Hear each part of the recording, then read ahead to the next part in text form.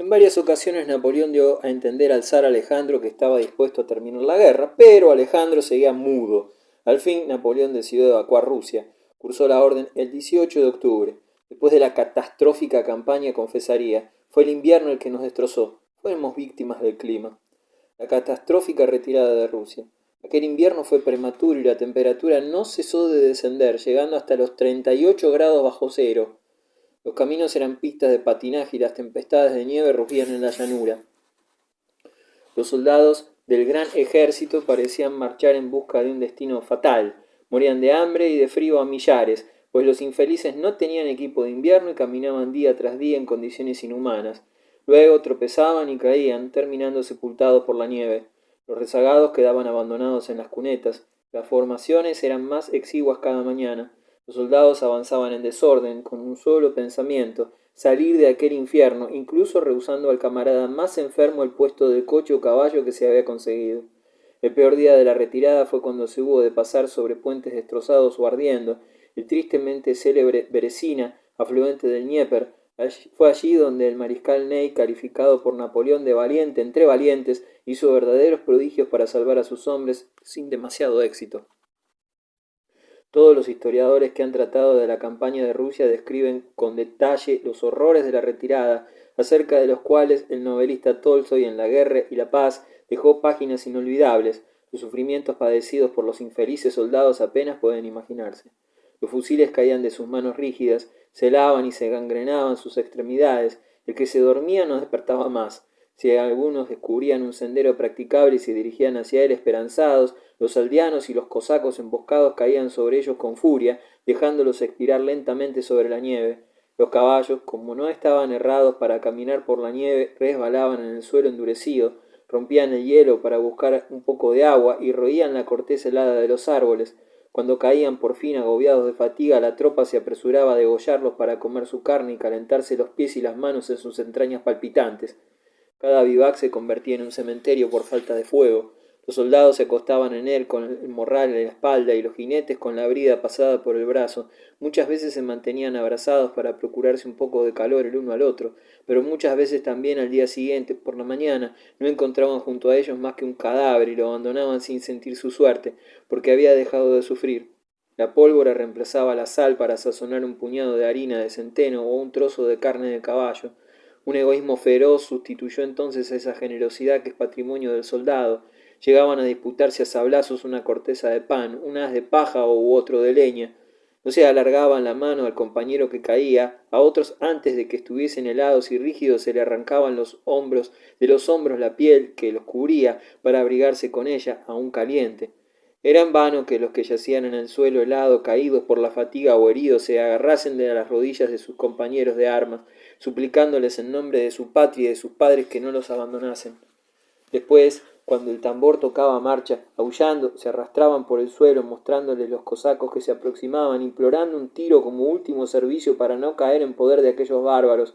Muchos de ellos se volvían locos o ostentaban una gravedad huraña bajo los más ridículos harapos. A comienzos de diciembre el emperador abandonó sus tropas para regresar lo antes posible a París. Acababa de publicar su famoso boletín número 29, que informaba al mundo la terrible catástrofe sufrida por el ejército francés y que terminaba con esta frase inconsciente o cínica: la salud del emperador es mejor que nunca. Los adversarios se agrupan. Al comenzar el año 1813, Napoleón aseguró en una proclama que el territorio del imperio permanecería intacto. Trataba de convencerse a sí mismo de que todavía podría alcanzar nuevas victorias en el Elba o en el Vístula. El gran ejército había sido engullido y no quedaban más que unidades dispersas, pero en pocos meses el emperador tuvo a su disposición un ejército de casi 500.000 de hombres, adolescentes en su mayoría. Con él invadió Alemania en 1813. En el escenario central, Alemania iba agrupándose sus enemigos, el zar con sus cosacos y Chokr de Wartenburg, comandante en jefe del ejército prusiano, puesto a disposición de Napoleón y que se había pasado a los rusos con sus hombres. Con el zar iba su consejero alemán, el barón de Stein, dispuesto a estructurar una Alemania unida y de espíritu liberal. De Suecia llegó Juan Bautista Bernadotte, a la sazón príncipe heredero con el nombre de Carlos Juan, para tomar parte en la lucha contra su antiguo jefe y rival. De América llegó Moreau para vengarse del hombre que acababa con la revolución, y de Viena llegó Metternich, cuya tarea consistía entonces en determinar el momento preciso en que Austria podría intervenir en la lucha sin correr demasiados riesgos. Entre 1803 y 1814 apareció Klasterack, al margen de la contienda europea. En mayo de 1812 un loco asesinó en pleno parlamento al primer ministro Spencer Perceval. Lo sucedió el conde de Liverpool, Tory de enérgica voluntad, quien conocía a la perfección la vida parlamentaria. Por entonces la demencia de Jorge III era absoluta. Desde 1812 no tuvo conciencia de los acontecimientos. Castlereagh realizó su programa de política extranjera con el príncipe regente, futuro Jorge IV.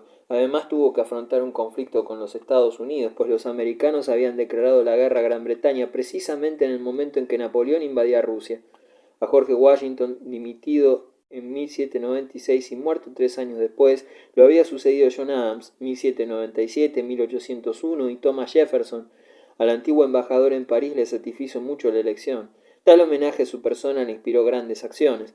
En el año 1803 compró a Napoleón por $15 millones toda la Luisiana, incluso Nueva Orleans, o sea, el territorio situado entre el Mississippi y las montañas rocosas, llanuras inmensas que ofrecían grandes posibilidades a los colonizadores que avanzaban en el oeste, una auténtica política de expansión. Por un precio irrisorio, Jefferson doblaba de golpe el territorio de los Estados Unidos. Pero Europa no podía prescindir de América y no la dejaba en paz.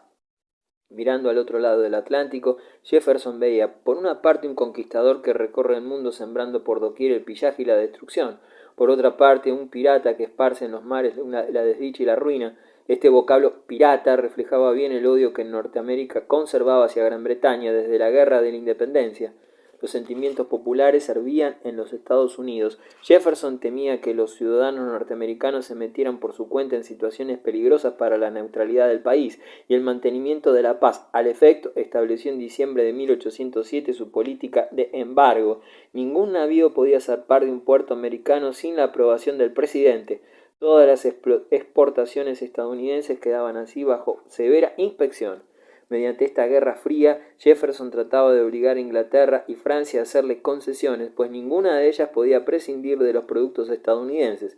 Así permitían a los navíos norteamericanos navegar en paz.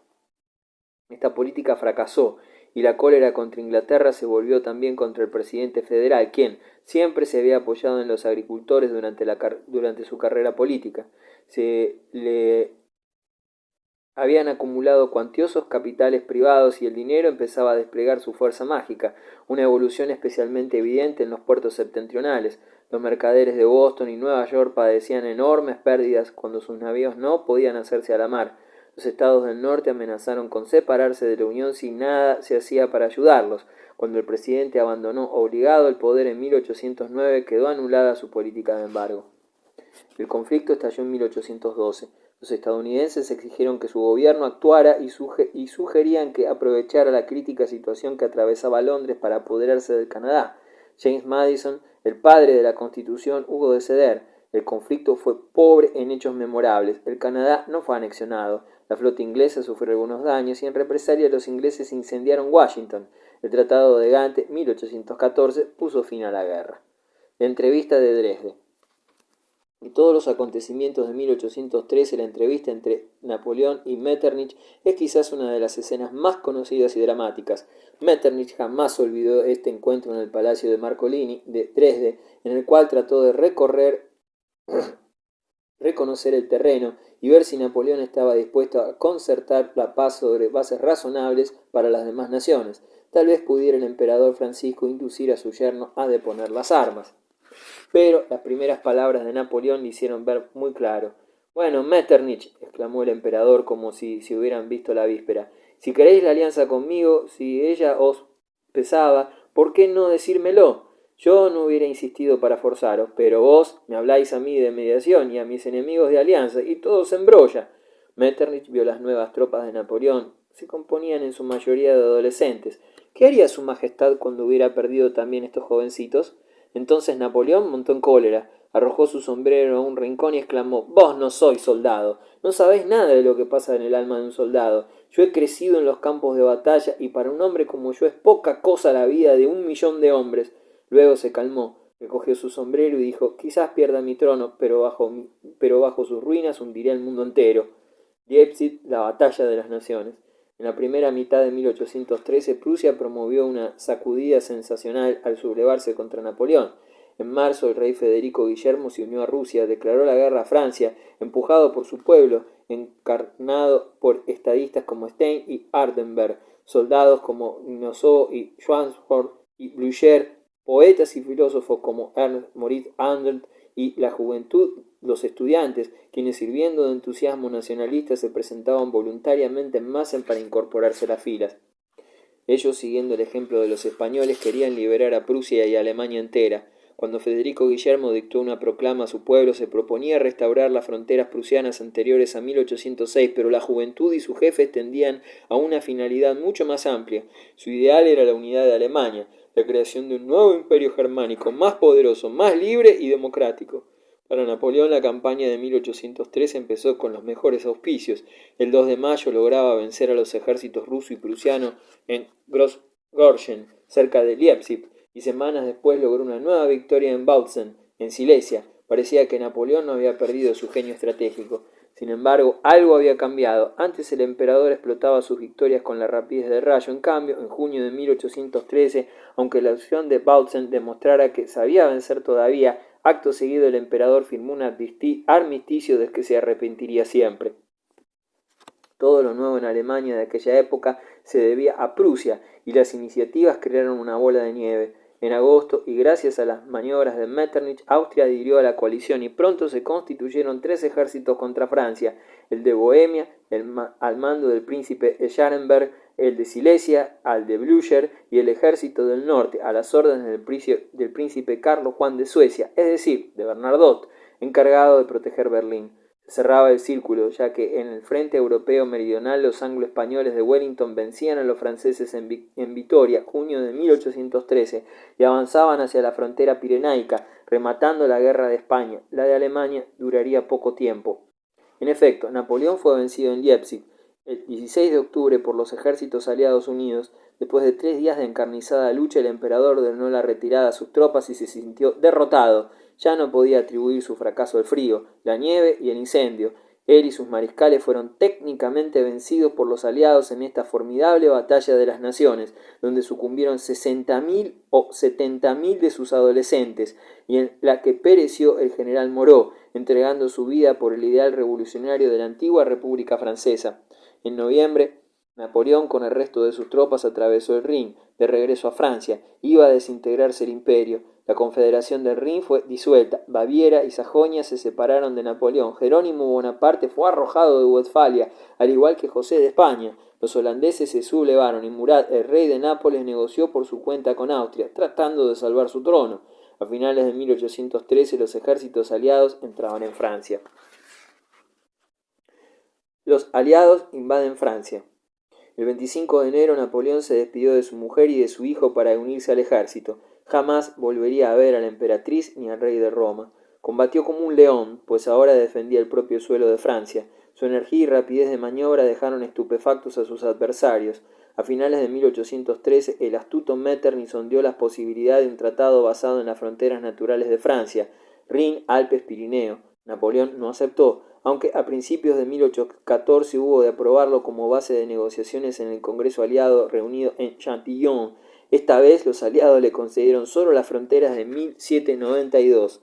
«¿Que deje a Francia más pequeña que lo que le encontré?», replicó Napoleón furioso. «Jamás. Contestad lo que queráis, pero yo no firmaré». La guerra continuó. Los diplomáticos trataban de solucionar el problema mediante la abdicación de Napoleón y el advenimiento al trono de su hijo bajo la regencia, salvando así la dinastía de los Bonaparte. Solo por unos momentos interesó al príncipe de Metternich que el nieto de su emperador subiera al trono de Francia, sobre todo si su madre quedaba como regenta. Luego se impusieron las miras de los restantes aliados.